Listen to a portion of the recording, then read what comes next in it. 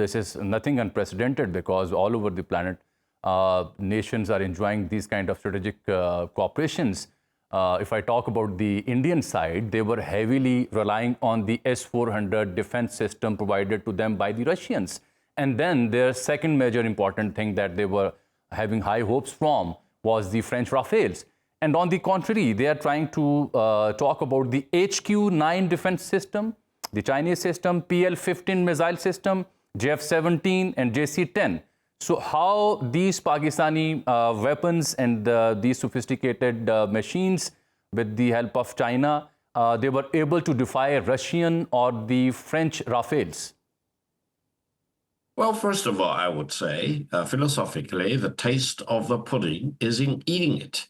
And in how to measure the result of aerial combat in particular, as well as the war between India and Pakistan in general, the only criteria is to see whether you shot down the planes on the other side, whether you also suffered losses, and then you compare gains versus the losses, and you will come up with a conclusion. I think in this particular case, the loss of the Indian planes, up to about 6 planes, including Mirage, including Rafale and the MiG, for example, is well recorded, because you cannot just fool mankind for such a major event.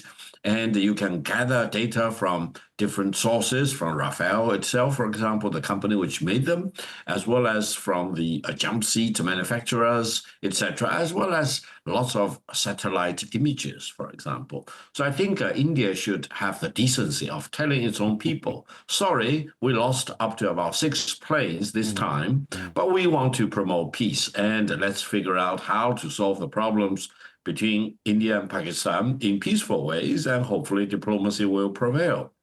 Exactly. Rather than talking about jingoistic and militaristic terms, for example, as if, for example, they can use such terms to frighten off the Pakistani side.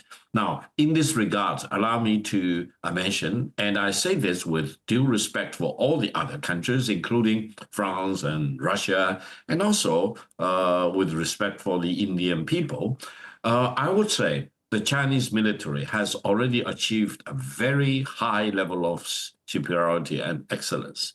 China has always measured up, not against India, not against Russia, but against the United States.